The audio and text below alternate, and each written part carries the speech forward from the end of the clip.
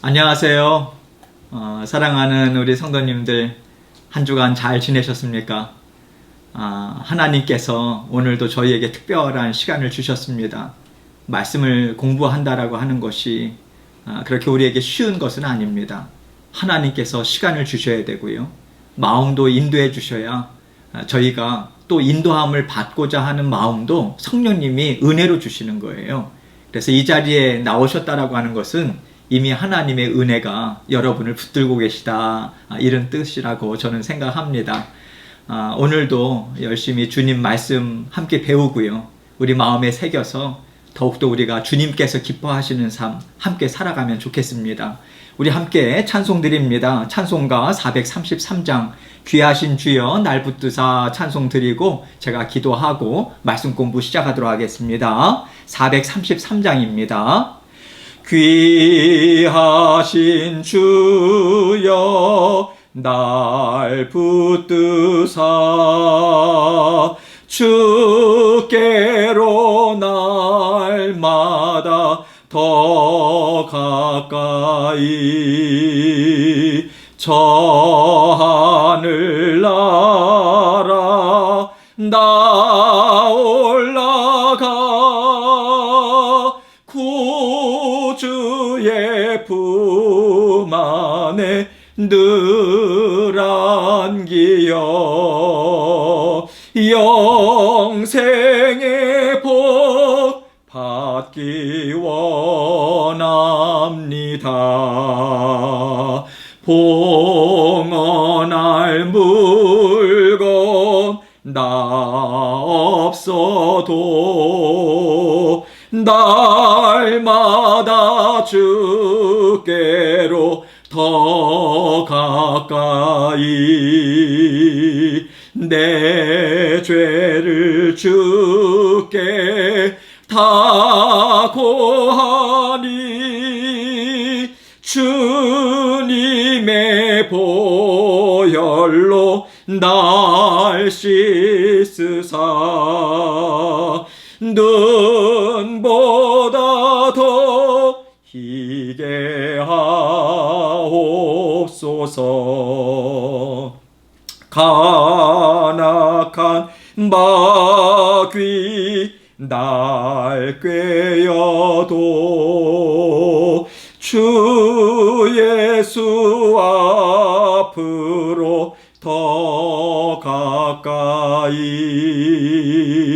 이 세상 속한 그 허영심 또 추한 생각을 다 버리니 정결한 마음 내게 늘 주소서. 이 세상 내가 살 동안에 주께로 날마다 더 가까이 저 배는 천국 나 들어가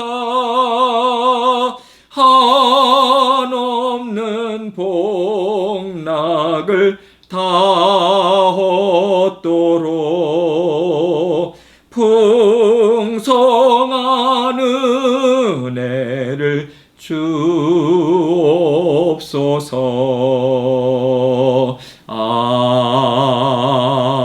아멘. 기도하겠습니다. 사랑과 은혜가 늘 풍성하신 아버지 하나님, 감사합니다. 오늘도 저희를 주님의 말씀을 배우는 자리, 주님의 또 말씀을 듣는 자리로 인도해 주셔서 감사합니다. 날마다 주님과 만남의 자리, 기도의 자리로 저희 마음과 생각을 이끌어 주시고 또 아버지 하나님의 말씀을 계속해서 읽고 묵상하고 마음에 새기는 특별한 시간들을 저희에게 주셔서 아버지 하나님, 지금 이 시대 가운데 그리고 이 시기에 아버지 하나님, 저희가 주님께서 주시는 풍성한 은혜를 받아 누릴 수 있도록 하나님 도와주옵소서. 주님의 은혜가 아니고서는 단 한순간도 살 수 없는 저희임을 고백함으로 주님께서 그 고백을 참 기쁘게 받으시고 그 고백 위에 하나님께서 더욱더 힘있는 능력의 삶을 살 수 있도록 우리를 인도하시는 그 주님의 손길을 온전히 바라보며 전진할 수 있도록 도와주옵소서. 레위기 말씀을 계속해서 생각하고 있습니다. 이 말씀을 아버지 하나님 깨닫게 하시고 저희 각자에게 또 아버지 하나님 다양한 메시지를 주님께서 주실 것을 믿습니다. 성령님께서 우리 마음과 생각을 온전히 붙잡아 주시고 오늘도 부족한 종 입술을 주장해 주시며 마음을 붙잡아 주셔서 하나님께서 주시는 아버지 하나님의 말씀을 하나님께만 영광 돌리는 이 시간 될 수 있도록 주님 도와주옵소서. 모든 영광을 주님께 돌려드리오며 예수 그리스도의 귀하신 이름으로 기도합니다. 아멘. 예, 오늘은 책 내용을 보면요 3강으로 되어 있어요. 제3강 최고의 것으로 드리는 제사 소제. 그래서 레위기로는 2장 말씀입니다. 예, 그렇게 해서 오늘 소제에 대한 내용을 함께 공부할 텐데요. 이 소제에 대한 내용에 대한 그 여러분 학생용 자료를 제가 10쪽에 걸쳐서 10페이지에 걸쳐서 여러분들께 이미 나눠드렸죠. 이번 주와 다음 주 그렇게 2주에 걸쳐서 말씀을 드릴 예정이고요. 예정이 그렇습니다. 그리고 조금 더 시간이 필요하다면 그렇게 진행이 될 예정이에요. 아마 여러분들 강의를 듣는 분들 중에 신태균 목사가 왜 저렇게 빠르게 진행을 하나 그렇게 생각을 하신 분들도 계실 거고 작년 1년 반 정도의 하나님의 구속사를 같이 공부하셨던 분들은 좀 익숙해지셨으리라 생각합니다. 그러나 우리 또 어르신들은 템포가 상당히 좀 빠를 수도 있어요. 그것은 여러분 제가 사실은 풍성한 말씀을 될 수 있으면 한 구절이라도 더 설명을 드리고 말씀을 드리고 싶은 그런 마음에 제가 준비를 좀 해서 그렇습니다.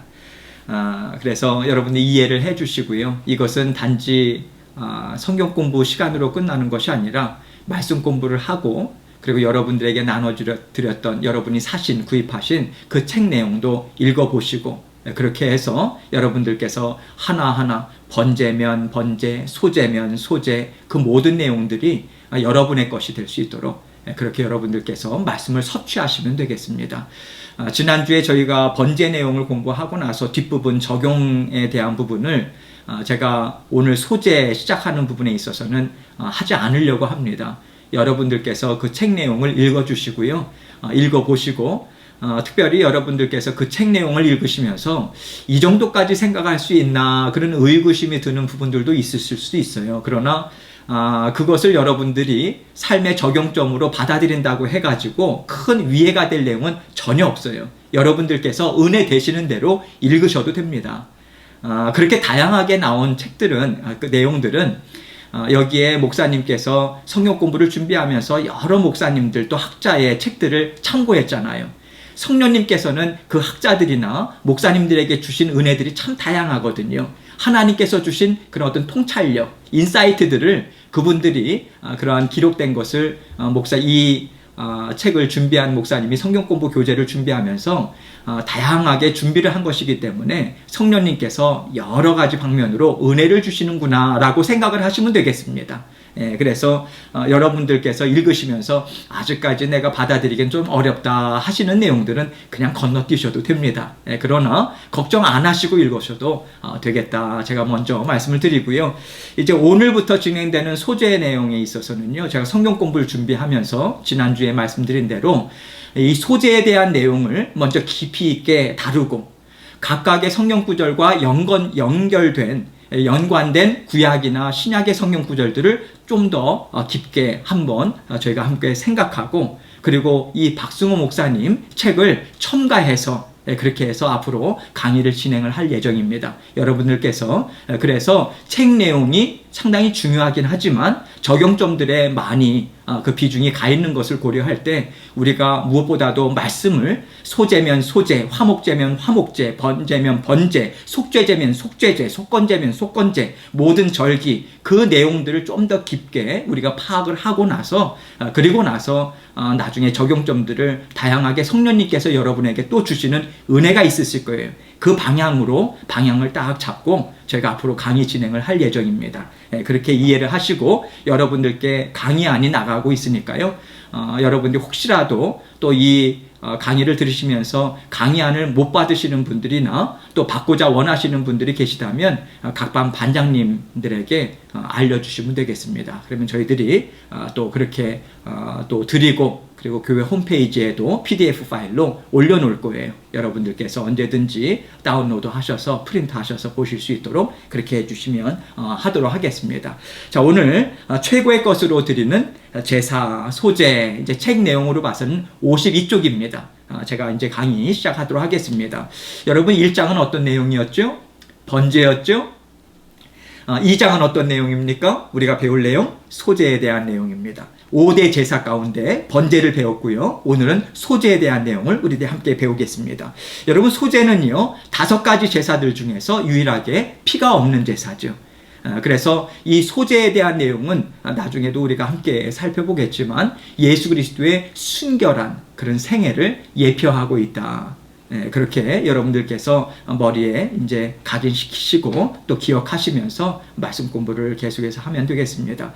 여러분 구약에 등장하는 모든 제사들은 1차적으로 무엇을 예표적으로 말씀을 드린다고 예표적으로 알려주고 있다고 말씀을 드렸죠. 예수 그리스도께서 단번에 드려주실 대속죄물, 화목죄물 그리고 그 예수 그리스도의 생애 모든 것들을 예표적으로 나타내주는 그러한 제사들이다 말씀을 드렸어요. 그런데 여러분 이 제사의 내용은 예수님께서 우리를 구원해 주시기 위해서 그러한 여러 가지 다양한 그러한 제사의 성격에 나와 있는 그런 의미들을 담고 있는 그러한 예수 그리스도의 생애를 우리가 엿볼 수 있다. 거기서 끝나는 게 아니죠.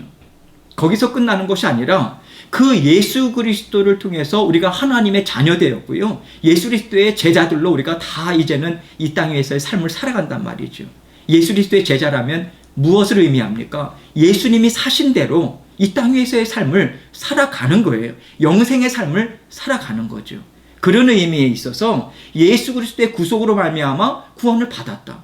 그렇다면 그것으로 끝나는 것이 아니라 그 다음에 우리의 삶을 어떻게 이어갈 것인가. 예수 그리스도처럼 온전한 전 존재를 하나님 앞에 올려드리는 번제의 삶이 되어야 한다. 헌신의 삶이 되어야 한다. 뿐만 아니라 소제의 삶, 예수 그리스도의 순결한 삶을 닮아가는 뿐만 아니라 번제가 우리의 생명 또 존재의 헌신을 나타낸다면 소제는요 우리의 정성, 우리의 애정, 지고지선한 마음의 헌신, 열정, 모든 우리의 마음과 생각 모든 것들을 통틀어서 하나님 앞에 온전히 드리고자 하는 그러한 지극정성 이것을 예표적으로 또 우리들이 배울 수 있단 말이죠. 그런 의미에 있어서 우리의 삶이 어떠해야 되는가라고 하는 단계로 우리는 나아가야 한다. 그래서 베드로전서 2장 5절 볼게요.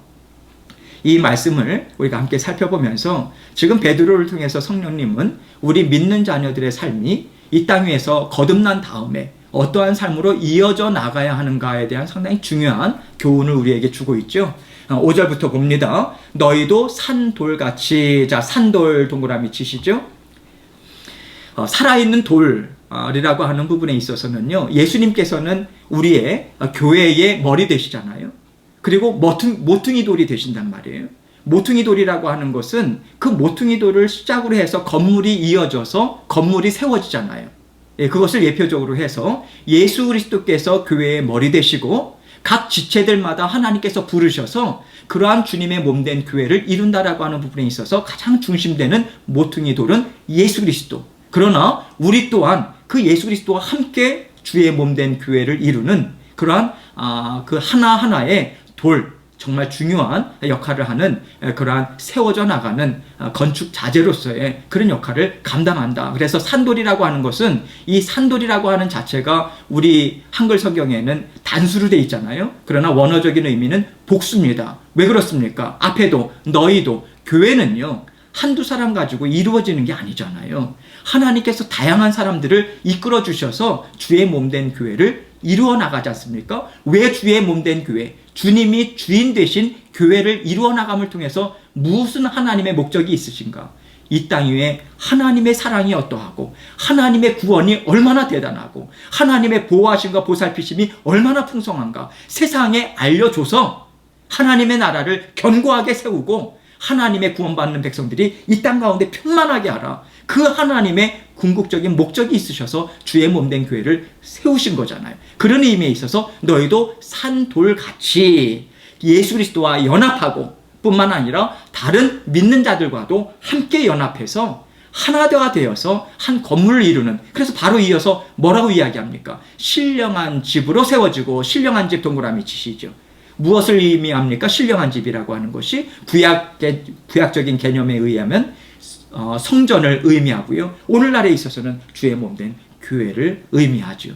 그래서 신령한 집으로 세워지고, 자, 두 단어가 상당히 중요한 단어죠. 신령한 집, 또 하나는 무엇입니까? 세워지고. 자, 동그라미 치세요. 세워지고. 이 단어가 왜 그렇게 중요한가? 여러분 기억하세요. 예수님께서 제자들에게 다른 사람들이 나를 뭐라고 이야기하느냐라고 했을 때 이렇게도 이야기하더라, 저렇게도 이야기하더라. 그렇게 예수님께서 제자들에게 물으셨어요. 너희는 나를 누구라고 하느냐? 그러니까 베드로가 대뜸 무엇이라고 이야기하냐면 주는 그리스도시요 살아계신 하나님의 아들이십니다. 마태복음 16장 16절의 내용이죠.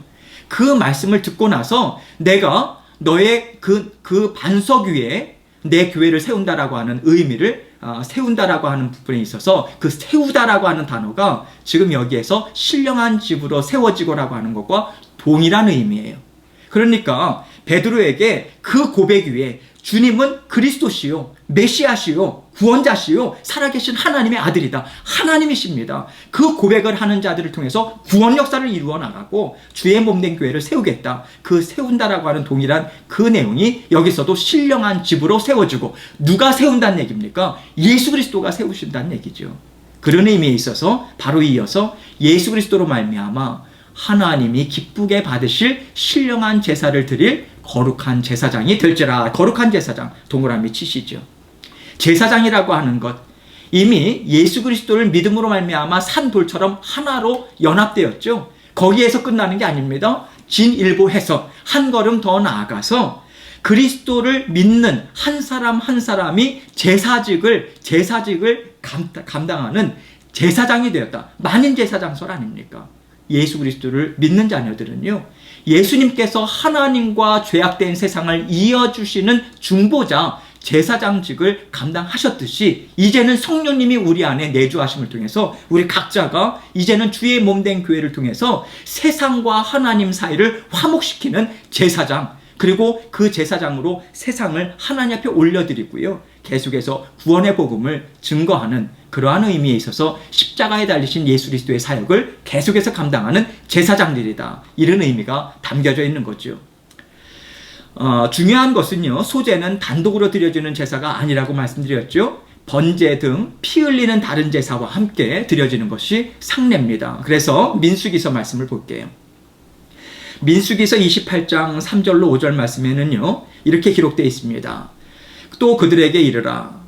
너희가 여호와께 드릴 화제는, 자, 화제 동그라미 치시죠. 이것은 특별히 설명드리지 않을게요. 계속해서 설명을 드려왔기 때문에. 여호와께 드릴 화제는 이러하니 1년 되고 흠없는 수량을 매일 2마리씩 상번제로 드리되. 무슨 의미인지 아시죠? 저녁에 1마리, 또 아침에 1마리 상번제로 계속해서 하나님께 드린다라고 말씀을 드렸고요. 4절, 어린 양 1마리는 아침에 드리고 어린 양 1마리는 해질 때에 드릴 것이요. 자, 상번제에 대한 내용을 이야기하면서 무엇을 첨가해 에서 말씀을 하는가? 5절, 또 고운 가루 10분의 1 에바에 빻아 낸 기름 4분의 1 흰을 섞어서 소제로 드릴 것이니. 자, 고운 가루는 10분의 1 에바. 고운 가루라고 하는 것은 아주 곱게 빻은 가루를 의미하죠. 그래서 하나님 앞에 고운 가루라고 하는 것은 무엇을 예표적으로 이야기하는가?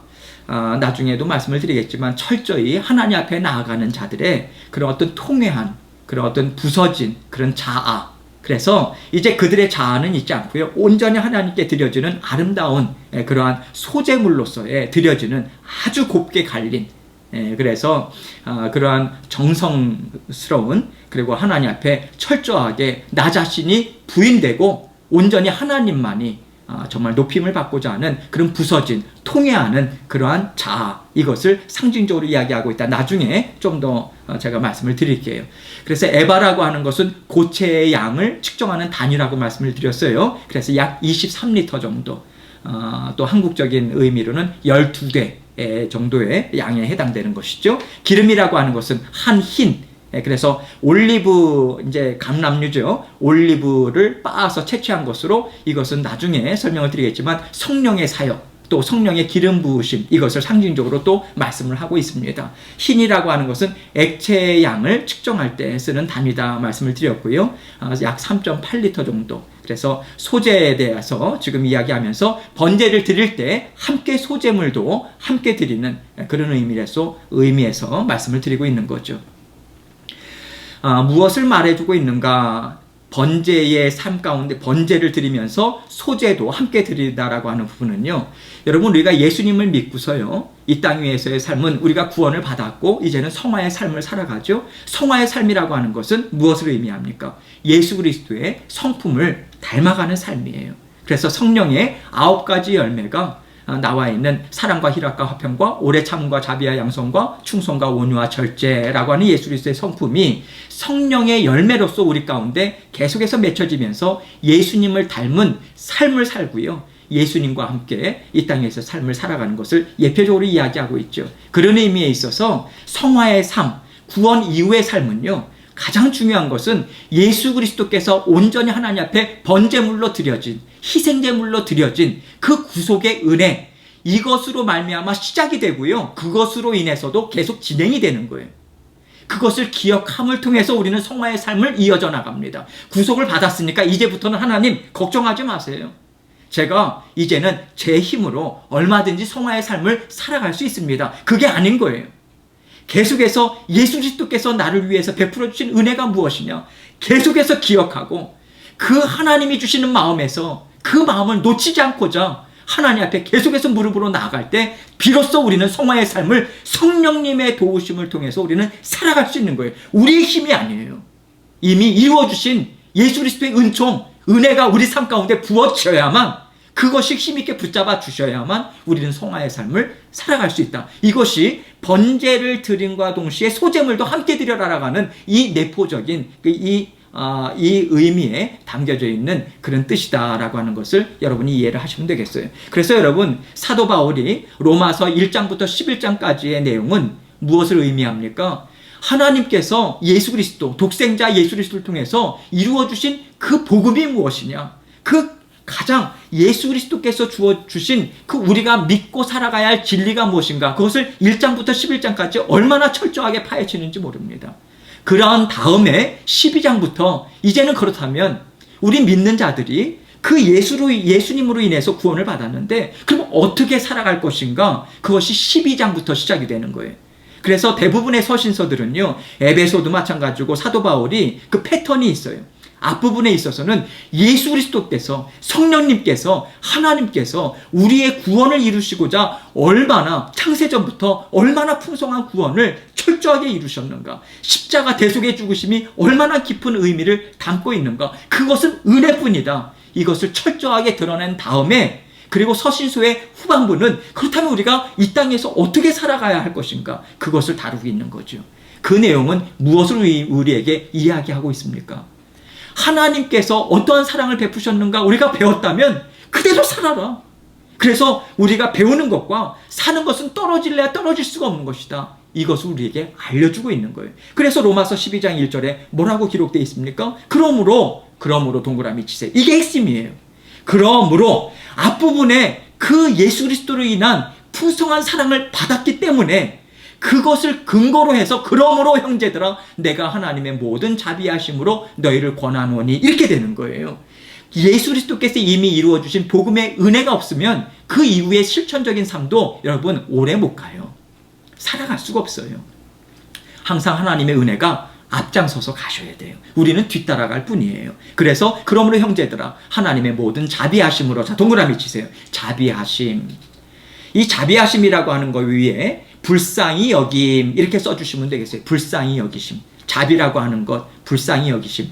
그런데 여러분 불쌍히 여김이라고 하는 것은요 복수 형태예요. 단수가 아니라 동정의 의미도 포함되어 있어요. 그래서 동정들 뭐 이렇게 복수 형태로. 왜 이 복수는요 문법상으로는 강조하는 의미예요. 왜 복수를 썼는가? 그래서 모든 자비하심이라고 표현을 그렇게 한 거예요. 단지 불쌍히 여기심, 동정어림이라고 하는 것은요 얼마나 다양하게 우리에게 주어지는지 몰라요. 그리고 정말 큰 동정어림이고요, 정말 불쌍히 여기심이 얼마나 큰지 몰라요. 강조의 의미에 있어서의 복수 형태입니다. 그래서 자비하심으로 너희를 권하노니 권면을 하되, 여러분 권면을 한다는 얘기는 그대로 너희들이 살았으면 좋겠다 그거잖아요. 그런데 우리의 스스로의 힘으로 살아가는 것이 아니라 우리가 정말 부족함에도 불구하고 불쌍히 여겨주심으로 하나님께서 함께 동행해 주시기 때문에 우리는 살아갈 수 있다. 그 의미가 담겨져 있는 거예요. 그래서 모든 자비하심으로 너희를 권하노니, 사도 바울은 알았어요. 불쌍히 여겨주심을 통해서 우리는 살아갈 수 있다. 불쌍히 여김을 받아야만 우리가 살아갈 수 있다. 하나님 불쌍히 여겨주십시오. 이게 겸손한 것 아니겠습니까? 다른 말로 하면 주님 없으면 저 못 살아요. 아시잖아요. 이게 하나님 앞에 정말 기쁨이 되는 마음입니다. 그래서 너희 몸을 하나님이 기뻐하시는 거룩한 산제물로 드리라. 이는 너희가 드릴 영적 예배니라. 로마서 12장 1절은 지난번에도 풀이를 해드렸기 때문에 특별히 여기서는 설명을 드리지 않을게요. 그래서 몸을 드려라라고 하는 것은 우리의 삶의 모든 행태, 그리고 우리의 삶의 모습, 일상적인 삶, 이런 것들의 모든 것들을 어떠한 것을 하든지 간에 하나님께 영광을 돌리고 하나님이 기뻐하시는 그러한 삶을 살아가라고 하는 그런 내용의 권면을 주고 있는 것입니다. 소제라고 하는 내용, 소제라고 하는 것은 히브리어로 민하라고 하죠. 이 박승호 목사님의 책에 보면 53쪽에 나와 있는 내용인데 여러분들께서 나중에 그걸 보시면 되겠고요. 소제는 히브리어로 민하라고 하는, 히브리어로 민합니다. 이것은 선물이다, 예물이다라고 하는 뜻이에요. 이것은 원래적인 의미는 뭐냐면 자기보다 높은 사람에게 예의를 갖춰요. 그 존중의 마음을 표현하기 위해서 드리는 선물이다. 이 뜻으로 이해를 하면 되겠습니다. 그래서 열왕기상 4장 21절 말씀 보면 솔로몬이 그 당시에 하나님의 은혜로 주변국들이 오히려 이스라엘에게 조공을 바치잖아요. 그래서 식민지의 왕들로부터 조공을 받을 때 사용된 것이 이 소제물입니다. 소제라고 하는 민하라고 하는 용어입니다. 그래서 이 신하가 종주국 또는 군주에게 조공을 바치는 모습을 이제 표현하고 있는데, 이것을 하나님께 드리는 진상물, 올려드리는 그러한 그런 제사적인 용법에도 사용을 하고 있는 거죠. 중요한 것은 이 조공을 드린다, 이런 진상품을 하나님께 올려드린다라고 하는 것은 군주에게 받은 은혜를 인정해야 하는 것, 인정하는 것, 그것이 전제된 것이고요. 또 주종관계에 대한 충성, 다짐, 이러한 것들을 표현하는 것이다. 그래서 소제라고 하는 것은 다른 것이 아닙니다. 최고의 것이죠. 최상의 것을 드리는 거예요. 예전에도 한국에서도 이렇게 보면 임금님 수라상에 올라가는 것은 최고의 것, 최상의 것으로 올려졌잖아요. 마찬가지죠. 그런 의미에 있어서 하나님께 우리는 최고의 것, 최상의 것을 하나님께 드리도록 애를 써야 한다. 그런 의미에 있어서 소제라고 하는 의미가 그 의미까지 담겨 있는 거죠. 중요한 것은 이것은 의무사항이 아닙니다. 이것은 헌신하고자 하는, 충성하고자 하는 그런 자원제예요. 그런 의미로 우리가 생각하시면 되겠습니다. 그래서 53쪽에 보면 마음으로 드리는 예배 그렇게 나와 있잖아요. 하나님은 어떤 마음의 자세로 섬겨야 하는가? 답을 보면요, 마음을 다하고 뜻을 다하고 힘을 다하여 하나님 앞에 드린다, 이런 내용이죠. 신명기 6장 4절로 5절 말씀 보겠습니다. 제가 책 내용을 다룰 때는요 다 다루지 않을 거예요. 꼭 필요한 내용을 제가 다루고 나머지 내용은 여러분들께서 개인적으로 읽으셔도 어려움이 없겠다라고 하는 것은 저는 다루지 않고 상당히 중요한 의미다라고 하는 것은 성경 구절과 함께 여러분들께 풀이를 같이 하려고 합니다. 신명기 6장 4절로 5절 거기 나와 있죠. 제가 읽습니다. 이스라엘아 들으라. 우리 하나님 여호와는 오직 유일한 여호와시니, 자 유일한 동그라미 치시죠. 이 유일한이라고 하는 것은요 절대적인 유일성을 이야기합니다. 하나님 한 분밖에 없다는 거예요. 그런데 우리가 성경을 읽을 때 좀 혼동되는 게 있죠. 마치 여러 신들이 있는 것처럼. 여러분, 신들이 있는 것이 아니라 그만큼 우상단지로 섬기는 그런 잡신들, 그 세상 사람들이 눈높이에 맞게 표현을 한 것 뿐이지 신은 없어요. 하나님밖에 없는 것입니다. 그러면 성경에 나와 있는 다른 신들, 우상들이라고 하는 것은 무엇으로 우리는 인식해야 될까요? 악한 대적 사탄 마귀가 그러한 그 혼란케 하고 혼돈케 하고 말입니다. 미혹케 하려고 사용하는 것 뿐이죠. 거기에 있어서의 모든 주체는 사탄 마귀인 거죠. 그런 의미에 있어서 진정한 절대적인 유일한 여호와시니, 자 5절, 너는 마음을 다하고 뜻을 다하고 힘을 다하여 내 하나님 여호와를 사랑하라. 마음 동그라미 치시고요, 뜻 동그라미 치시고, 힘을 동그라미 치시고, 물론 그 밑에는요, 마음이라고 하는 것은 정서, 의지, 지성 다 포함하는 광범위한 의미로 사용됐고, 또 뜻은 생명을 다해서, 또 힘을 다한다라고 하는 것은 열렬하게 이런 의미이긴 하지만 구체적으로 나누자면 이렇고요. 한마디로 이야기하자면 무엇을 이야기하는가? 우리의 전 인격, 모든 것을 정말 하나님을 향해서 뜨거운 마음을 우리가 하나님께 계속해서 드려야 한다라고 하는 것을 이야기하고 있습니다.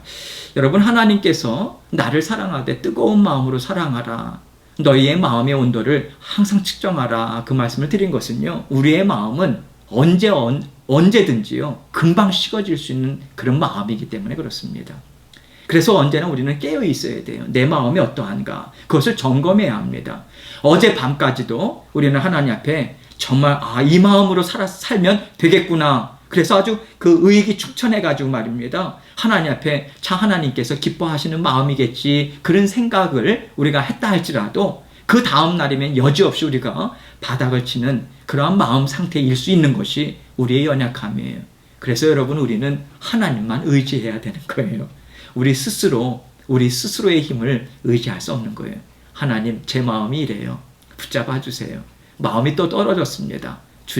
주님께서 뜨거운 마음으로 다시 회복시켜 주세요. 주님께 도움을 구하고 나아갈 뿐입니다.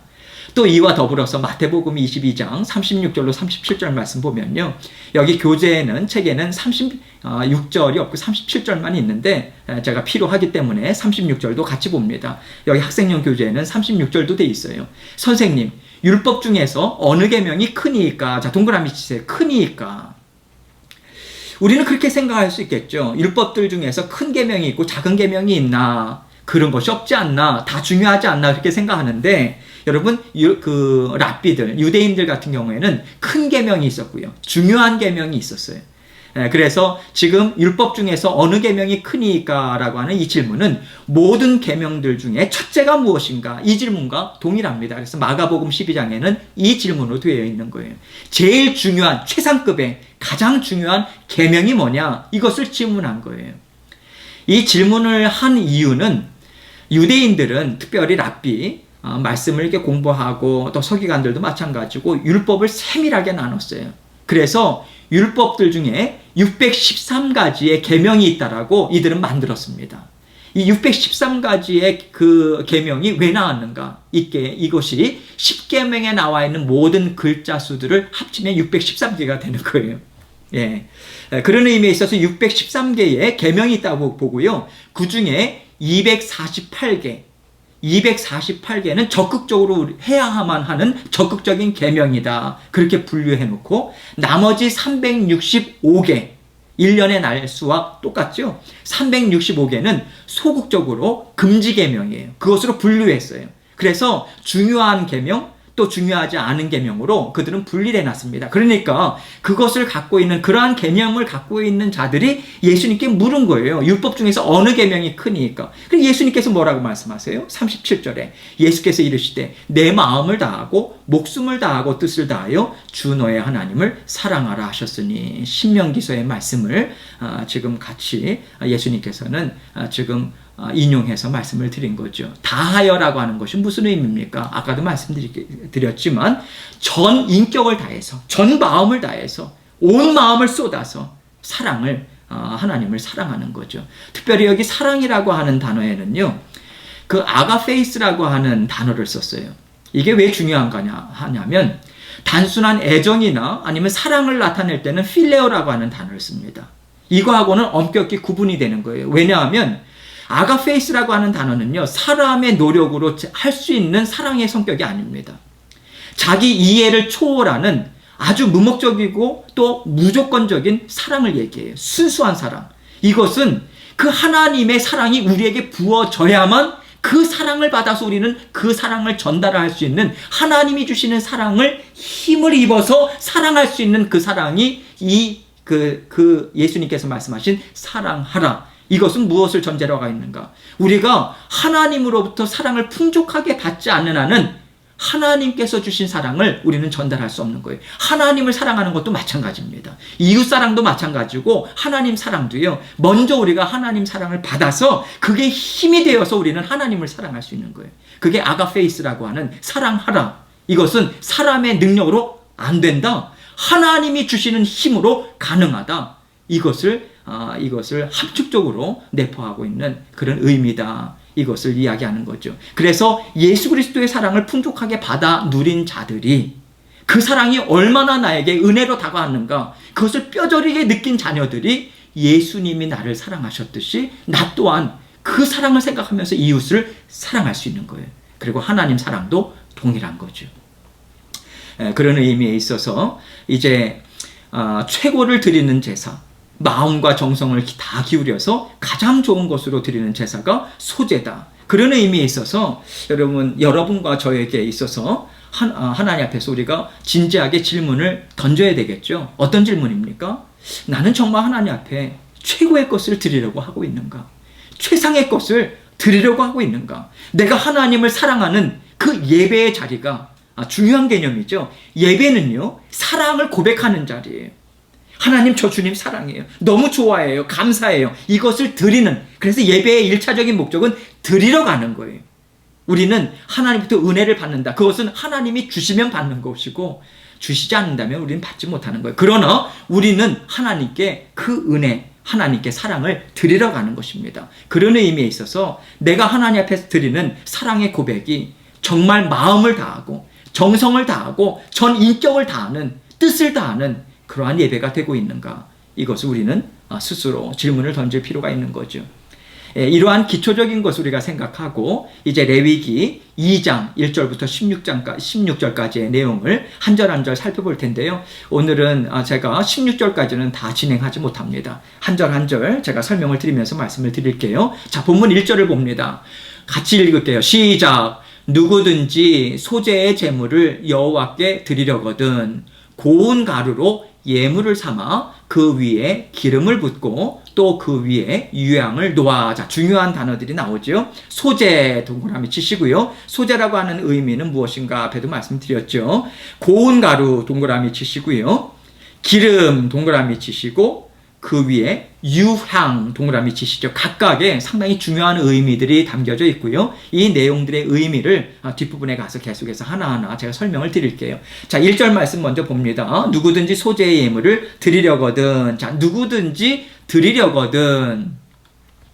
구약의 5대 제사, 다른 제사들도 마찬가지고 번제도 마찬가지고 화목제도 마찬가지고 제물을 드리는 자가 자신 생활의 형편에 따라 드리는 거예요. 형편에 따라서 다 다를 수 있어요. 그러나 그 마음만큼은 기쁨으로 자발적으로 드리는 자원제다. 이 소제는요. 그래서 이것은 당연히 하나님 앞에 드리는 의무제가 아니라 자원제다. 그래서 누구든지 소제의 예물을 여호와께 드리려거든. 그래서 속죄제 그리고 속건제, 속죄제, 속건제는 죄사함을 받기 위해서 반드시 드려야 하는 의무제입니다. 이 두 가지는.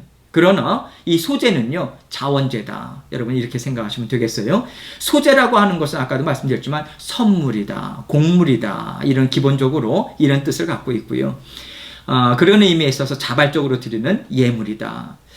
5대 제사 중에서 번제, 화목제, 속죄제, 속건제, 다른 이러한 4가지 제사와 다른 독특한 특징이 무엇이라고 이야기했습니까? 동물에 희생시켜서 피 있는 제사가 아니다.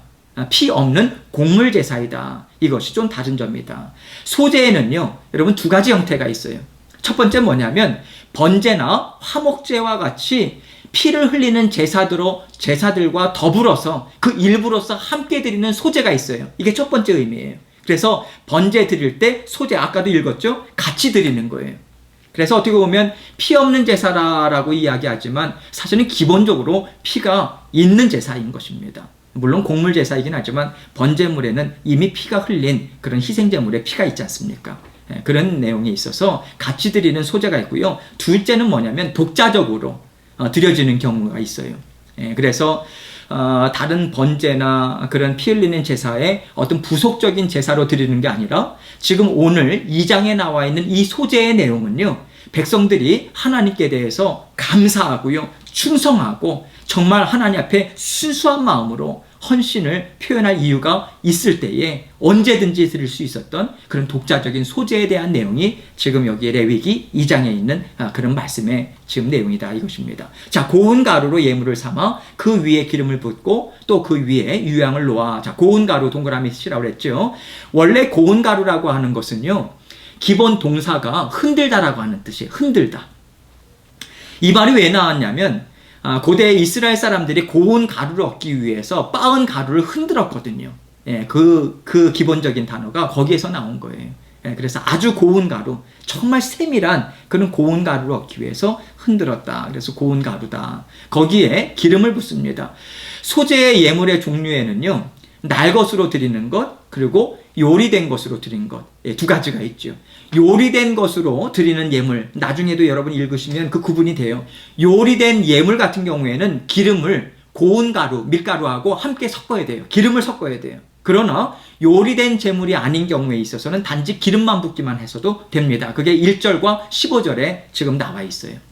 여기 기름이라고 하는 것은 아까도 말씀드린 대로 올리브를 짠 거죠. 영적으로 보면 무엇을 상징한다고요? 성령의 사역, 성령의 기름 부으심, 이것을 상징한다. 유향은요, 여기 유향이라고 하는 것은 고급 향료를 이야기합니다.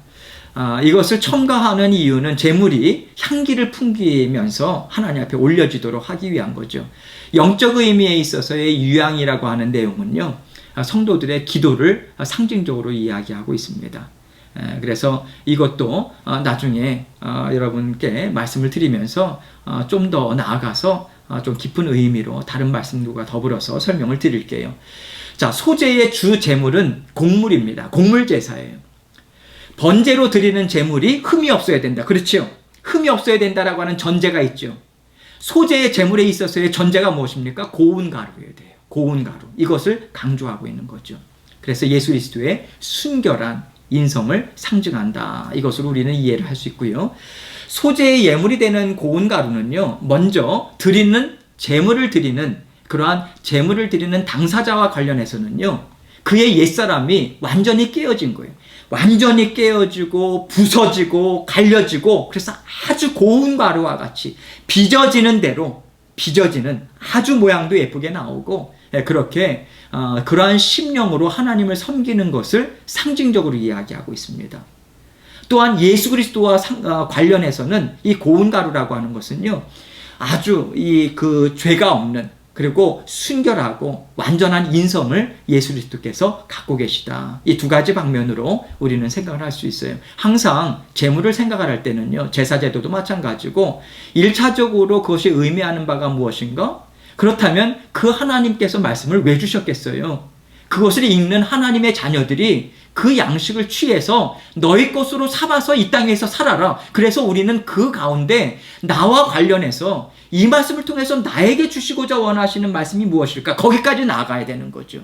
그래서 우리는 항상 말씀을 볼 때 그 말씀이 담겨져 있는 원뜻이 무엇인가? 그것과 더불어서 나에게 주시는 말씀이 무엇인가, 의미가 무엇인가, 그것을 가지고 우리는 말씀과 더불어서 살아간다라고 하는 의미로 우리는 받아들일 수 있는 것이죠. 이해가 되시죠? 자, 고린도후서 4장 10절로 11절 말씀 볼게요. 우리가 항상 예수의 죽음을 몸에 짊어짐은, 자, 밑줄 그시죠.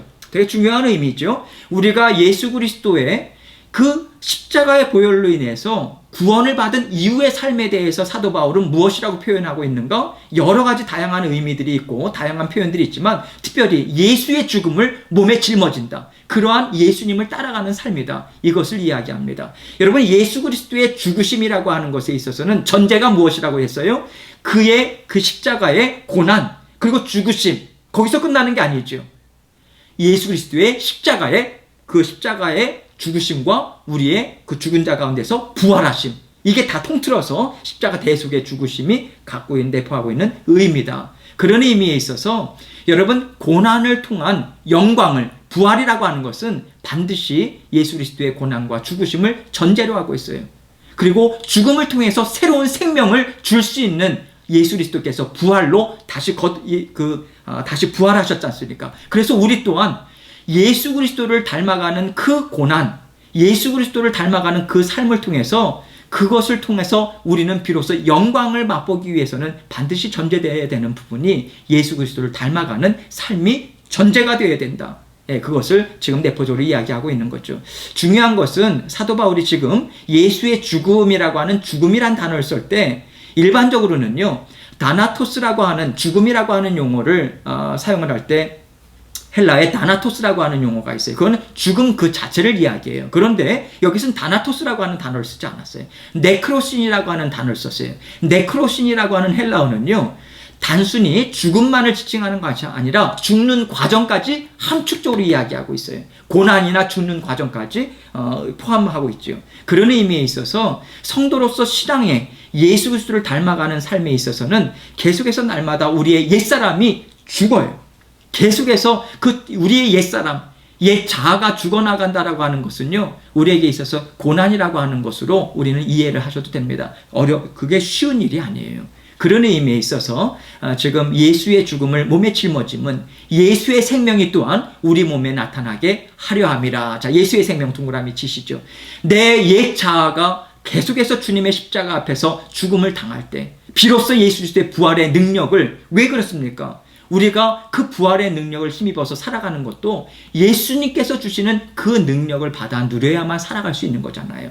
그것은 철저한 나 자신의 자기 부인, 나의 옛사람은 십자가의 못을 받고요, 예수의 생명이 내 안에서 온전히 드러나기 위해서는 내 옛자아는 흔적도 없이 계속해서 죽어야만 되는, 그것을 의미하고 있는 거죠. 지금 믿는 자들의, 성도들의 삶을 이렇게 표현하고 있는 거예요. 11절, 우리 살아있는 자가 항상 예수를 위하여 죽음에 넘겨짐은 예수의 생명이 또한 우리 죽을 육체에 나타나게 하려 함이라. 자, 죽을 육체, 우리는 죽지만요, 죽지 않죠. 궁극적으로는 죽어요. 그러나 예수 그리스도의 부활에 함께 동참함을 통해서 우리 또한 부활에 동참하게 되는 거죠. 그것을 통해서 지금 여기에서 하나님 앞에 온전히 소재의 예물이 되는 고운 가루로 드려진다라고 하는 부분에 있어서는 예수님께서도 그 십자가의 영광과 온전한 생명을 받아 누리시기 위해서 그 십자가의 고난이 있었듯이 우리 또한 예수의 생명이 나타나기 위해서는 그 예수 그리스도의 고난에 동참하는 우리의 마음이 갈려지고 또 아주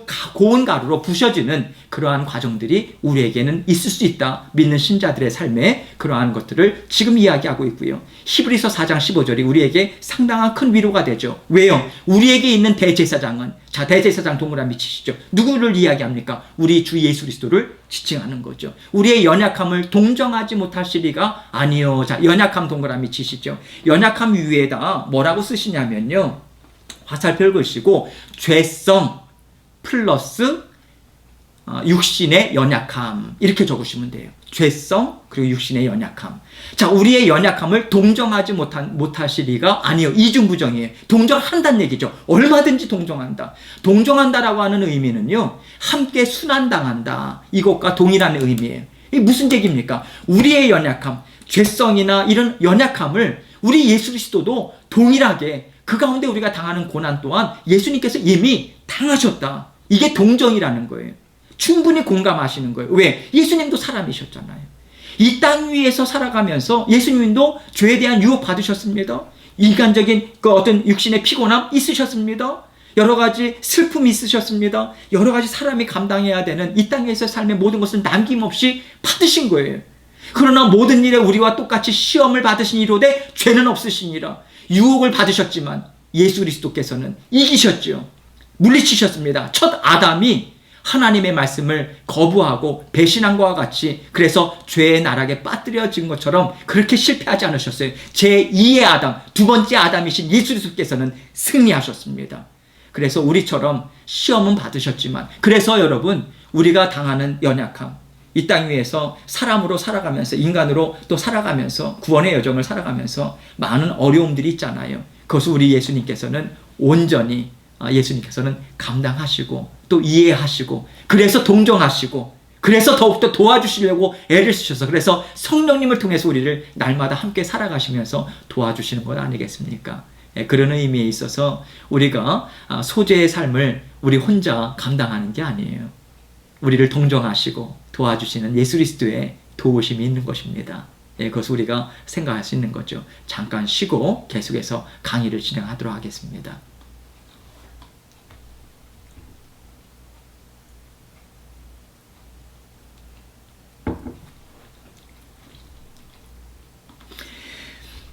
계속해서 진행합니다. 이번에는 책에 있는 내용, 중요한 내용이기 때문에 한 내용을 또 함께 보도록 하겠습니다. 박승호 목사님 이 책 내용의 54쪽과 55쪽에 있는 내용인데요. 여러분들께서 다른 내용들은 다 읽어보시고 세심한 준비로 드리는 소제물 2번에 대한 내용이죠. 여기 문제가 있습니다. 동물로 드리는 다른 제사에 비하여 곡식으로 드리는 소제는 미리 세심한 준비를 해야 한다. 어떤 준비가 필요했는가? 답변을 봅니다. 피해 제사는 자격을 갖춘 한 마리의 짐승을 제물로 마련하여 제사의 현장에서 모든 과정들이 진행되지만 소제는 집에서 준비하는 여러 과정들이 선행되어야 했다. 자, 밑줄 그시죠. 집에서 준비하는 여러 과정들. 자, 이게 되게 중요한 개념입니다. 소제를 생각할 때 저도 예전에 처음에 이 말씀을 공부할 때 이 내용이 너무 좋았어요. 미처 생각하지 못했던 내용이었었어요. 첫 번째 보면요. 고운 가루를 만들기 위해서는요. 곡식을 우리가 추수하죠. 오랜 기간 동안에 충분히 건조시켜야 돼요. 그래야 빠져요. 충분히 건조시키고 말리는 과정이 필요합니다. 오랜 시간이 걸려요. 그래서 곡식을 오랜 기간 동안 충분히 건조시켜야 한다. 자, 밑줄 그시죠. 곡식을 오랜 기간 동안 충분히 건조. 자, 이것으로 끝납니까? 아니죠. 고운 가루로 만들기 위하여 여러 차례 맷돌질을 해야 한다. 여러분 맷돌질 해보셨나요? 저는 해봤어요. 어렸을 때 여러분들도 아마 연세 드신 분들도 그렇고 어렸을 때는 그 맷돌들을 집에서 갖고 계신 그 시골에 가도요 맷돌을 이렇게 이제 합니다. 맷돌질을 저도 이렇게 보면 할머니들이나 어른들이 이렇게 돌릴 때 쉬워 보이더라고요. 힘만 있으면 되는 줄 알았더니 그것도 요령이 필요해요. 그런데 그게 이렇게 쉽지 않습니다. 여러분 맷돌질을요 고운 가루로 만들기 위해서 한 번 맷돌질로 끝나는 게 아니에요. 여러 번 해야 된다는 얘기예요. 얼마나 그런 어떤 애씀이 필요한가, 이것이 전제되어 있죠. 여러 차례 맷돌질을 해야 한다. 세 번째는요, 기름을 만들기 위하여 올리브를 따서 즙틀에 넣어서 짠 과정이 필요하다. 오늘날 같은 경우는 얼마나 기계들이 좋습니까? 예전에는 그렇지 않잖아요. 그것을 즙틀에 넣어서 짜고 그래서 아주 엑기스만 나오게 하는 그 기름을 또 내는 과정이 필요하고요. 또 유향과 소금을 준비해야 돼요. 중요한 것이 무엇입니까? 꿀이 들어가지 않도록, 누룩이 들어가지 않도록 주의해야 한다. 이것이 소제물을 드릴 때에 각각의 중요한 하나하나가 다 중요한 거죠. 여러분, 소제를 드리는 방법에 있어서 중요한 내용은 제물을 제단에 가져오기 전에 미리 집에서부터 제물을 준비하는 시간이 참 길어요. 제물을 준비하는데 과정 자체가 소제를 드리는 방법에 같이 포함되어 있는 거예요. 그러니까 이미 소제물을 성막에 갖고 와서 그것을 통해서 드리기 이전부터 그 제물을 드리는 자의 마음이 하나님 앞에 제물을 충분히 드리는 그 과정 가운데 다 포함이 되어 있다는 거죠. 여러분, 우리가 주님 앞에 예배를 매 주일마다 드리러 나아갑니다. 뿐만 아니라 우리는 주중에 우리 개인적인 예배도 있겠죠. 중요한 것은 성경 공부를요. 여러분, 성경 공부가 하나님의 말씀이 선포되고요. 성령님께서 그 말씀을 통해서 우리 심령을 만지시잖아요. 우리가 성경 공부를 하면서도 하나님 앞에 찬양을 올려드립니다. 그리고 하나님 앞에 함께 기도를 드립니다. 예배죠. 성경 공부를 단지 공부다 그렇게 생각을 하시면 안 돼요. 예배입니다. 하나님 앞에 온전히 드려지는 예배. 그래서 하나님으로부터 만짐을 받는 그러한 예배의 시간이다. 그렇게 여러분들이 이해를 하시면 되겠어요. 그래서 우리가 매 주일 드리는 예배, 그리고 은혜가 넘치는 예배가 되기 위해서 우리는 준비하고 있는가? 목회자는 말씀을 준비합니다. 기도로 준비하죠. 사실은 말씀과 기도 이 두 가지를 거기에 생명이 담겨 있죠. 모든 것을 거기에 모든 것을 걸고 하나님 앞에 집중하면서 나아갑니다. 또 성가대나 찬양팀들은요, 찬양을 준비하죠. 대표 기도하는 분들은요, 대표 기도 짧게 하더라도 얼마나 기도로 준비하고 그것이 1분, 2분 이렇게 준비되는 것이지만 얼마나 많은 시간이 필요로 합니까? 기도로 준비하고 하죠. 안내 보시는 분들, 또 주차하는 분들, 식당 봉사하는 분들, 또 성경 공부 가르치시는 분들, 또 헌금을 또 준비하는 분들, 얼마나 많은 분들의 그런 세심한 미리미리 기도로 준비되어야 된다. 또 헌금도 집에서부터 준비되죠. 또 주일을 앞두고 우리가 하나님 앞에 온전히 예배를 드리기 위해서 정말 말씀이 읽는 것이나 경건한 마음으로 준비하죠. 예배 드리는 당일에는요, 옷도 깨끗이 새 옷으로 입는다기보다는 깨끗한 옷으로 단정하게 입고 하나님 앞에 예의를 갖춰서 하나님 앞에 예배를 드리게 되죠. 그리고 예배를 시작하기 전에 적어도 10분 전에 와서 기도로 준비하고, 이 모든 것들이 소제를 드리는, 제사를 드리는 그 아름다운 하나님께서 참 기뻐하시는 그 모든 과정들이다. 이 하나하나가 얼마나 정성스럽게 하나님께 드려지는가, 우리는 이것을 알 수 있죠. 그런 의미에 있어서 우리는 예배를 통해서 하나님을 뵙니다. 여러분, 일개 대통령이나 중요한 사람이 오더라도 의전을 담당하는 사람들이 얼마나 만반의 준비를 하는지 몰라요. 그 맞이하는 사람의 직위나 계급이나 그 사람의 신분이 어떠하느냐에 따라서 의전의 내용이 달라지죠. 여러분, 만군의 하나님, 온 우주 만물의 주인이신 하나님 뿐만 아니라 나를 위해서 죽기까지 사랑하신 그 하나님을 만나 뵙는 예배의 자리에 우리는 얼마나 정말 소중히 여기면서 정말 우리가 마음을 다해서 예배를 드리고자 하는 마음이 있는가, 우리가 그것을 우리가 좀 생각할 필요가 있는 것입니다. 그런 의미에 있어서 우리의 준비가 허술하다면 우리가 맞이해야 하는 그런 대상이 그만큼 허술한 사람이다, 별로 중요하지 않다, 그것을 얘기해 주는 것과 마찬가지다. 우리는 그렇게 알 수 있는 거죠. 그런 의미에 있어서 지금 이 책의 내용은 상당히 중요한 실제적인 교훈을 우리에게 주고 있다고 저는 생각하고요. 참 좋은 내용이라고 생각합니다. 또한 2장에는 아까도 말씀을 잠깐 드렸지만 기름에 대한 내용이 나오죠. 2장에는 기름에 대한 내용이 총 9번이나 나와요. 고운 가루에 그 위에 기름을 붓는데요. 1절에 나오죠. 6절에 나와요. 15절에 나와요. 그 위에 기름을 붓고, 이것은 아까도 말씀드렸지만 성령에 대한 상징, 기름 부음에 대한 그것은 성령에 대한 상징으로 여겨진다. 그래서 그 위에 또한 유향도 놓는다. 유향을 놓는다는 내용이 1절과 2절, 15절, 16절 이렇게 해서 총 4번이 나오죠. 소재의 기본은 무엇인가? 고운 가루, 가장 기본이죠. 그리고 기름, 그리고 유향, 이것이 어우러져서 하나님께 올려드리는. 그러나 여러분, 유향은 그 당시에 값이 비쌌어요. 그래서 가난한 자들을 위해서 드릴 때는요, 유황이 섞여지지 않아도 됩니다. 하나님은 언제든지 예물을 드리는 자들의 형편을 하나님께서는 언제든지 살피셨어요. 그래서 그 마음에 부담을 갖고 하나님 앞에 드리지 않도록, 그런 부분에 있어서 하나님의 그런 따뜻한 마음, 배려, 이런 것들이 담겨져 있다고 볼 수 있겠죠. 기름을 붓는다라고 하는 의미 나중에 좀 더 자세하게 살펴볼게요. 본문 2절로 넘어갑니다. 아론의 자손 제사장들에게로 가져갈 것이요, 제사장은 그 고운 가루 한 움큼과, 자 동그라미 치시죠. 한 움큼 기름과 그 모든 유향을 가져다가 기념물로, 자 기념물 동그라미 치시고요, 제단 위에서 불사를 지니 이는 화제라, 자 화제 동그라미 치시고, 여호와께 향기로운 냄새니라, 자 향기로운 냄새 동그라미 치시고요.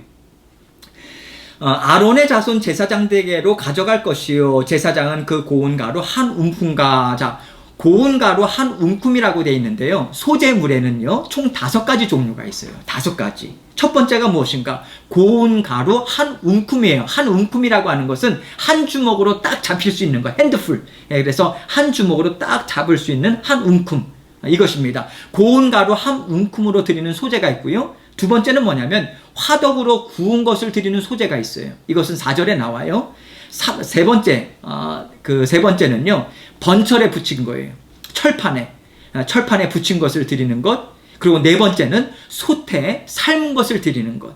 다섯 번째는 첫 이삭을 볶아서 찌은 것. 이 다섯 가지 소재물로 하나님 앞에 드릴 수 있어요. 그래서 이렇게 드리는 부분에 기름과 그 모든 유향을 가져다가 기념물로 제단 위에서 불사를 지니 이는 화제라 향기로운 냄새니라. 여호와께 향기로운 냄새니라. 기념물이라고 하는 거 동그라미 치라고 그랬죠. 기념물이라고 하는 원어적인 의미는 기억하다라고 하는 단어에서 유래한 거예요. 왜냐하면 사람 편에서는요, 하나님께서 소산을 주셨잖아요. 곡물이란 말이죠. 하나님께서 보살펴 주셔야만 수확을 할 수 있는 거예요. 하나님께서 복을 주셔야만 수확을 할 수 있는 거예요. 여러분, 우리는 품종 개량을 하고 여러 가지 애를 쓰면 우리는 자동적으로 풍성한 열매를 맺는다고 생각하죠. 여러분, 절대로 그렇지 않아요. 절대로 그렇지 않아요.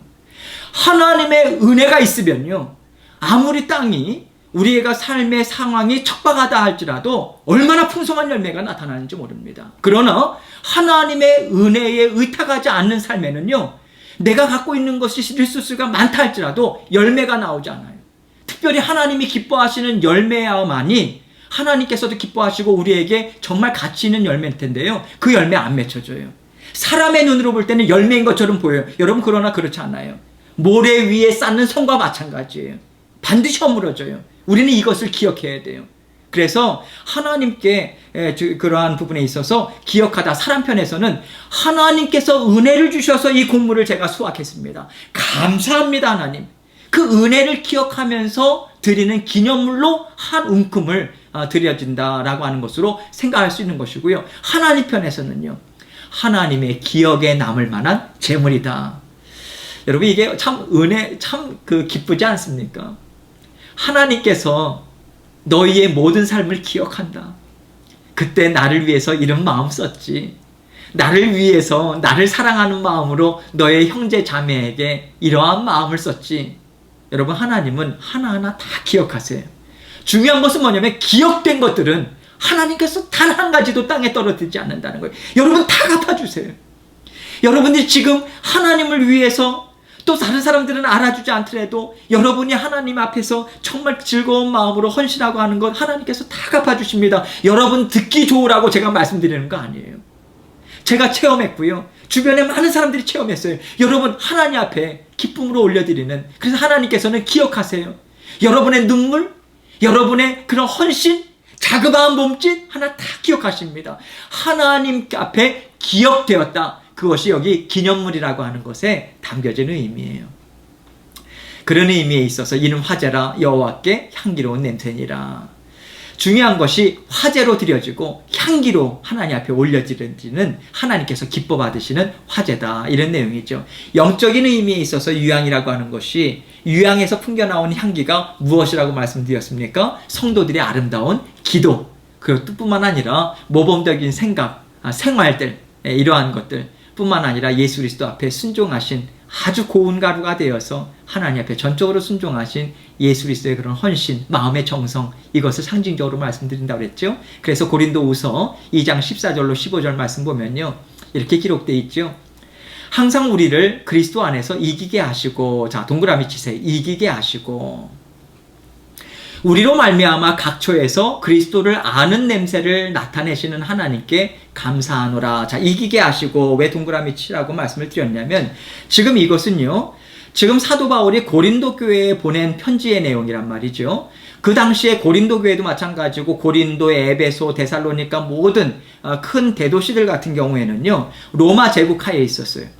그래서 로마 제국에서 이루어지는 모든, 지금 여기서 이기게 하시고라고 하는 것은요, 먼저 말씀을 드리자면 그 로마의 황제나 장군들이 싸움터에 나가서 이겼어요. 이기면 이긴 것으로 끝나는 게 아니라 개선 퍼레이드를 해요. 전쟁터에서 사로잡은 포로들을 결박해서 끌고 오면서 모든 전리품들을 수레에 실어가지고 그 로마 시민들 앞에서 개선 행진을 합니다. 예, 그래서 개선 행진을 할 때 이기게 하시고라고 하는 것이 개선 행진을 지금 나타내주고 있어요. 그런 의미에 있어서 그리스도 안에서 이기게 하시고, 사도 바울이 이러한 용어를 쓴 이유는 그 당시에 이 편지를 받아보는 사람들이 이 내용이 금방 이해할 수 있도록, 금방 그들의 삶과 밀접하게 연관이 되어 있어서 이 내용이 그 내용이구나. 이 무슨 이야기합니까? 예수 그리스도께서 우리 앞서가 주셔서 영적인 싸움을 싸우세요. 그리고 그 싸움에 동참하게 우리에게 힘을 주십니다. 그리고 이미 예수님께서 승리를 주신 것을 우리에게 승리를 주시는 거예요. 그래서 우리가 예수 그리스도의 그 개선 행렬에 우리가 함께 동참할 수 있는 특권을 주신다. 이 얘기입니다. 항상 우리를 그리스도 안에서 이기게 하시고 그리스도 안에서 이기게 하신다라고 하는 것이 무슨 의미입니까? 예수 그리스도 안에서만 이길 수 있는 거예요. 예수 그리스도를 통해서 주어진 힘과 능력을 받아야만 이길 수 있는 거예요. 그리고 이것은 은혜를 의미합니다. 우리로 말미암아 각처에서 그리스도를 아는 냄새를 나타내시는 하나님께 감사하노라 이렇게 이야기하죠. 그리스도를 아는 냄새라고 하는 것은요, 그 당시에 황제가 그 개선 행진을 할 때 길가에 향을 피웠거든요. 그래서 향기로운 냄새를 내는 것처럼 그런 것들을 지금 이야기를 하고 있는 것인데요. 이것은 무엇을 의미하냐면 각처에서 우리로 말미암아 지금 사도 바울뿐만 아니라 고린도 교회 성도님들이나 처음에 그 모든 믿는 성도님들은 예수 그리스도의 복음을 증거하는 전도자들의 삶을 살았잖아요. 선교자들의 삶을 살았던 것이거든요. 각처에서 그리스도를 아는 냄새를 풍기게 한다는 얘기는 예수 그리스도를 알 뿐만 아니라 그 복음을 전함을 통해서 예수 그리스도의 향기를 계속해서, 왜 향기입니까? 하나님께서 기뻐 받으시는 향기죠.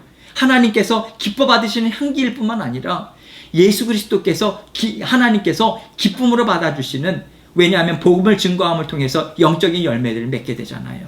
그래서 하나님께 감사하노라 이것을 이야기하는 거죠. 15절, 우리는 구원받는 자들에게나 망하는 자들에게나 하나님 앞에서 그리스도의 향기니. 자, 구원받는 자들 동그라미, 망하는 자들 동그라미, 현재 시제예요. 항상 복음이 증거되는 그 자리에는요, 구원받는 자들이 있고요, 그것을 거부하는 자들은 계속해서 망하는 자리에 있는 거예요. 사도 바울이 아무리 뛰어난 능력 있는 사도라 할지라도 계속해서 복음을 받아들여서 구원받는 자들이 있는 것이고요, 거기서 복음을 거부하고 배척하는 자들로 인해서 망하는 자들이 있었던 거예요. 그래서 여러분, 우리는 실망해서는 안 돼요. 복음을 증거하고 우리는 계속해서 애쓸 뿐입니다. 주님 앞에 올려드리고, 그 하나님께서 영적인 열매는, 영혼을 구원하고 열매를 맺는 것은 하나님께서 가장 정확한 때에 하나님께서 맺으세요. 반드시 맺으세요. 그래서 우리는, 여러분, 우리가 복음을 증거하고 이 정도까지 했으니까 해야 되지 않겠는가, 거기에서 낙심이 오는 거예요. 왜냐하면 내가 할 수 있는 영역이 아니거든요. 나에게 맡겨진 것은요, 계속해서 예수 그리스도의 사랑으로 섬기고요, 말씀을 증거하는 삶일 뿐이에요. 그게 자식이든 아니면 배우자든 모든 믿음의 자녀들이든 마찬가지입니다. 그런 의미에 있어서 하나님 앞에서 그리스도의 향기다. 무엇을 의미합니까? 우리 하나님께서 우리를 얼마나 귀한 향기로 받으시는지 몰라요. 그러한 애쓰는 삶, 하나님께서는 참 귀하다 하고 받으신다. 여러분과 제가 하나님 앞에서 참 아름다운 그리스도의 향기, 여러분들이 가는 곳마다 예수 그리스도의 향기가 펄펄 그렇게 풍겨난다라고 하는 게 얼마나 큰 복이겠습니까? 하나님께서 주시는 은혜죠. 에베소서 5장 1절로 2절, 그러므로 사랑을 받는 자녀같이, 자, 동그라미 치시죠. 되게 중요한 개념이에요. 사랑을 받는 자녀와 같이 너희는 하나님을 본받는 자가 되고, 자, 본받는 자라고 하는 거에 앞서서 사랑을 받는 자녀라고 되어 있어요. 이 얘기는 무엇인가? 하나님을 본받는 것, 하나님을 본받는다라고 하는 것이 무엇입니까?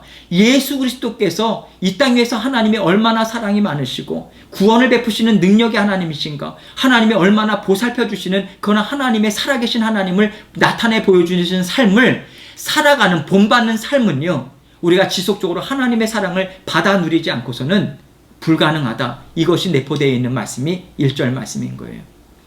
하나님을 닮아가고 예수 그리스도를 닮아가기 전에 여러분은 하나님의 사랑을 받고 계십니까?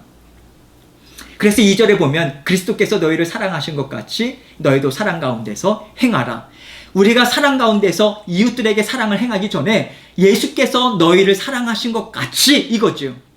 그런 의미에 있어서 우리는 예수 그리스도의 사랑을 어떻게 받을 수 있을까? 그거죠. 오늘 주님께서 저의 모든 것을 다스려 주시죠? 감사합니다. 저는 지금 두렵고 떨려요. 이 일이 어떻게 될까? 여러 가지 근심과 염려가 있어요. 그러나 주님, 제가 그것으로 인해서 눌리지 않을 거예요. 왜냐하면 하나님의 살아계신 말씀이 있잖아요. 나를 지켜보아 하신다고 말씀하셨잖아요. 낮에 해와 같이 나를 밝혀주시고 정말 구름 기둥과 불 기둥에 대어서 나를 인도하신다고 하셨잖아요. 저 그거 믿을게요. 믿으려고 애쓸게요. 주님 도와주세요. 주님께서 말씀해 주셨죠. 믿을게요. 믿는 믿음도 주세요. 그것으로 하나님 저 사랑하시죠. 평안 누리면서 살아갑니다. 그게요, 하나님의 사랑을 받아 누리는 거예요. 그게 믿음이에요. 그것으로 인해서 그것이면 하나님께서는 잘했다 하시는 거예요, 여러분. 그것이 기본이 되어야만 우리는 하나님께서 예수 그리스도를 우리는 닮아가는 삶을 살 수 있는 것이고요. 예수 그리스도의 향기를 내뿜을 수 있는 삶을 살아갈 수 있는 거예요. 그것이 있어야만 우리는 삶 가운데 낙심하지 않고요. 원망의 자리, 그 불평의 자리, 우리 사망의 자리로 나아가지 않을 수 있는 것입니다. 하나님 앞에 늘 감사하고 하나님의 도우심을 구하는 거죠. 그래서 그는 우리를 위하여 자신을 버리사 향기로운 제물과 희생제물로 하나님께 드리셨느니라. 이거죠. 나를 위해서 죽기까지 사랑하신 하나님께서, 그 예수 그리스도께서 나를 지금도 사랑하고 계시다. 지금도 사랑하시는데 이러한 삶을 주신다라고 하는, 이러한 여건을 주셨다라고 하는 것은 또 하나의 하나님의 사랑하시는, 하나님께서 사랑하시는 손길이 아니겠는가. 그것을 믿고자 애쓰고 믿음을 주십시오 애쓰고 그 믿음으로 주님 앞에서 감사함으로 살아가고자 할 때 하나님께서 너를 통해서 나는 귀한 소재물을 받고 있다. 우리 하나님께서는 인정하심이 있는 것이에요. 그 인정하심이 있을 때 하나님께서 끊임없는 희구한 능력을 우리에게 부어주시는 것입니다. 박승호 목사님의 64쪽, 65쪽에 3번에 나와 있죠. 소재에서 주의해야 할 특성들 이렇게 돼 있죠. 첫 번째, 기도의 향기. 아까도 말씀드렸죠. 여기서 질문 내용 봅니다. 유향을 더해드리는 의미가 무엇인가? 답변 봅니다. 유향은 하나님께 올려드리는 기도를 의미한다. 자, 유향은요, 향기로운 그런 향료라고 말씀드렸어요. 불 가운데서 재물이 탈 때 냄새들, 여러 가지 불쾌한 냄새들이 있을 때 가려주는 향기로운 물질이죠. 그래서 유향은요, 번제의 향기와 같은 향기를, 그러한 것들을 갖고 있어서 하나님을 기쁘시게 한다라고 이야기하는데, 기름이라고 하는 것은 성령을 비유하고 유향은 기도와 경건을 비유한다. 그래서 여기 출애굽기 30장 34절로 38절 볼게요. 여호와께서 모세에게 이르시되 너는 소합향과 나감향과 풍자향의 향품을 가져다가 그 향품을 유향에 섞되. 자, 하나님 앞에 향료를 하나님 앞에 향을 필 때는요, 아무 향료를 만들 수 있는 게 아니에요. 하나님의 말씀대로 향료를, 재료도 하나님께서 주신 말씀대로 재료를 써야 되는 부분이 있는 거죠. 그래서 그 향품을 유향에 섞되 각기 같은 분량으로 하고, 35절 그것으로 향을 만들되 향 만드는 법대로 만들고. 다 동그라미 치시죠. 향 만드는 법이라고 하는 것이 하나님께서 말씀하신 법대로 향을 만들어야 돼요. 그것에 소금을 쳐서 성결하게 하고. 소금을 쳐서 동그라미 치시죠. 되게 중요한 내용이죠. 향 만드는 법대로, 이것은 향 제조자의 작품의 향으로, 이런 의미예요. 이게 무슨 의미인가? 특별한 기술을 가진 제조자가 만들 수 있다. 아무나 만들 수 있는 것이 아니라 성령님께서 그 향을 만들 수 있는 지혜와 재능을 주셔서 그 향을 하나의 작품으로 만든 자의 손길을 통해서 하나님 앞에 향을 지금 만드는 거예요. 이 의미입니다. 그래서 성소에서 사용할 향은요, 숙련권의 그런 작품처럼 아주 정교하게 작품과 같이 공을 들여서 만들어야 된다. 이것이죠. 소금을 쳐서 성결하게 하고, 소금을 쳐서 그 성결하게 한다라고 하는 것은요, 소금이라고 하는 것은 그 썩는 것, 부패, 이것을 방지하는 거죠. 그래서 향뿐만 아니라 모든 소재물에는 소금이 들어갑니다. 왜? 그대로 보존해야 돼서요. 썩지 말아야 되기 때문에. 하나님께 썩은 것이 아닌 그대로 하나님 앞에 올려드린다. 그런 의미에 있어서 소금을 칩니다. 뿐만 아니라 소금이라고 하는 것은 나중에도 설명을 더 자세하게 말씀을 드릴게요. 성경에서 불변의 언약을 상징적으로 이야기할 때 소금이라고 하는 것을 쓰죠. 36절 봅니다. 그 향 얼마를 곱게 찌어 내가 너와 만날 회막 안 증거궤 앞에 두라. 이 향은 너희에게 지극히 거룩하니라. 그래서 하나님께서 향을 만드는 방법도 알려주시고 향을 피우는 방법도 알려주시고, 그래서 37절에 내가 여호와를 위하여 만들 향은 거룩한 것이니 너희를 위하여는 그 방법대로 만들지 말라. 자, 무슨 내용인가? 냄새를 맡으려고 이 같은 것을 만드는 모든 자는 그 백성 중에서 끊어지리라. 자, 맡으려고 동그라미 치시죠. 맡으려고 하는 것의 원어적인 의미는 즐기려고, 하나님께 올려드리는 것은요, 단순히 인간적인 그런 기분 전환을 위해서 맡으려고, 즐기려고 그렇게 함부로 만들지 말아라. 하나님께 드려지는 것은 성별되이 드려져야 된다. 이것을 이야기합니다. 후각적인, 감각적인 것을 위해서 만들지 말아라. 만약 그렇다면 백성 중에서 끊쳐지리라. 그래서 여러분, 이것은요, 원어적인 의미는 족보에서 제명당하는 거예요. 쉽게 얘기하면 이스라엘의 공동체, 하나님의 백성에서 출교당하는 것입니다. 이스라엘 백성들에게 있어서는 그러한 부분의 죄의 확산이라든지 하나님의 말씀을 경홀히 여기는 것에 대해서 철저하게 경고하기 위해서 하나님께서는 그것을 명하셨죠. 그런 내용을 지금 이야기하고 있습니다. 시편 141편 2절 말씀 보면 나의 기도가 주의 앞에 분향함과 같이 되며 나의 손드는 것이, 자, 손드는 것 동일한 내용입니다. 앞에는 기도라고 하는 용어를 썼지만 뒤에는 동일한 기도라고 하는 내용을, 성경은요 동일한 내용을 반복하는 것을 좀 피해요. 그래서 손드는 것이라고 하는 것은 하나님 앞에 기도를 드린다라고 하는 내용과 동일합니다. 저녁 제사같이 되게 하소서. 자, 무슨 내용입니까? 지금 하나님 앞에 드리는 그런 기도가 하나님 앞에 분향함과 같이 주님 앞에 향기로운 예물이 되기를 원합니다. 그리고 날마다 저녁 제사와 같이 하나님 앞에 기도가 습관처럼 나아가는 거예요. 무엇입니까? 때를 따라 계속해서 주님 앞에 기도로 나아가는 거죠. 시편 기자는 그러한 마음에 하나님, 내가 주님 앞에 상달되는 기도가 되기를 원합니다. 그리고 이 기도의 자리 주님의 은혜로 붙잡아 주셔서 지속적으로 나갈 수 있도록 도와주십시오. 왜 그렇습니까? 시편 기자는 알고 있었어요. 기도의 자리가 능력의 자리라고 하는 것을 잘 알고 있었어요. 하나님과의 친밀한 대화, 주님과의 대면하는 자리, 하나님과 마음과 뜻을 함께 나누는 자리라고 하는 것을 시편 기자는 너무도 잘 알고 있었죠. 여러분들도 동일한 고백을 드리고 있습니까? 하나님 앞에 정말 얼마나 기도로 준비하고 있고 그러한 기도를 드릴 때도 하나님 앞에 기뻐 받으시는 기도가 되기 원합니다. 그러한 마음으로 하나님께 기도를 드리고 있나요? 하나님 앞에 정말 감사함으로 드려지는 그러한 예배로, 그러한 기도로 하나님 앞에 날마다 나아가고요. 또 기도가 예수 그리스도도 마찬가지죠. 예수님께서 공생애 사시는데, 공생애를 사시는 가운데 있어서도 습관을 쫓아서 계속해서 주님 앞에 기도로 나아갔습니다. 여러분, 기도의 자리, 계속해서 주님 앞에 기도의 자리로 나갈 때 하나님께서 기도를 통해서 말씀도 깨닫게 해주시고 생각나게 하시고 지혜와 분별력도 주시고 명철도 주시고 성령님께서 힘도 주셔서 살아갈 수 있는 힘과 능력을 부어주십니다. 그게 기도의 자리인 거죠. 그래서 기도의 맛을 아시는 분들은 기도의 자리를 놓치지 않죠. 여러분들도 기도의 맛을 깊이 아시기 바랍니다. 자, 마지막으로 본문 3절 읽습니다. 좀 빠르게 진행할게요. 그 소제물에 남은 것은 아론과 그의 자손에게 돌릴지니 이는 여호와의 화제물 중에 지극히 거룩한 것이라. 자, 그 소제물에 남은 것 여호와께 화제를 드릴 것이라. 자, 한 움큼만큼의 기념물로 쓴 것 외에는요, 나중에 것을, 나머지는 지극히 거룩한 것이니라 아론과 그의 자손에게 돌리라. 그렇게 이야기하고 있죠. 거룩한 것들, 이 지극히 거룩한 것이라 라고 하는 것은요, 거룩한 것들 중에 거룩한 것이다, 이런 의미입니다. 왜냐하면 하나님께 드려지는 것은 거룩하게 그렇게 성별되게 취급을 하지만 나머지는 소홀하게 취급할까봐 하나님께서 그것 또한 소제물이기 때문에 상당히 중요하게 지금 다루고 있어라, 다루라 라고 하는 것을 내포적으로 이야기하는 것이죠. 번제와 소제의 또 다른 특성이 여기서 나오죠. 번제는요, 전부를 다 단위에서 다 불살르죠. 번제를 삼을지라. 소제는요, 남은 것을 아론과 그 자손에게 돌려라, 제사장의 식물로 삼으라, 이것을 이야기하죠. 이것은 무엇을 의미하고 있는가? 여러분, 이 소제물은요, 제사장들만 먹을 수 있어요. 자, 그러면 오늘날에 있어서는요, 믿는 자녀들만 먹을 수 있는 거죠. 이렇게 연결이 되는 거예요. 모든 믿는 자녀들은요, 하나님을 섬기는 제사장의 역할을 감당하지 않습니까? 그래서 예수님께서는 온전한 소제물로 하나님께 드려주실 뿐만 아니라 모든 믿는 자녀들에게 생명의 떡과 같은 역할을 하셨다. 그래서 요한복음 6장 35절에 예수께서 이르시되 나는 생명의 떡이니 내게 오는 자는 결코 줄이지 아니할 터이요 나를 믿는 자는 영원히 목마르지 아니하리니, 이렇게 말씀하셨죠.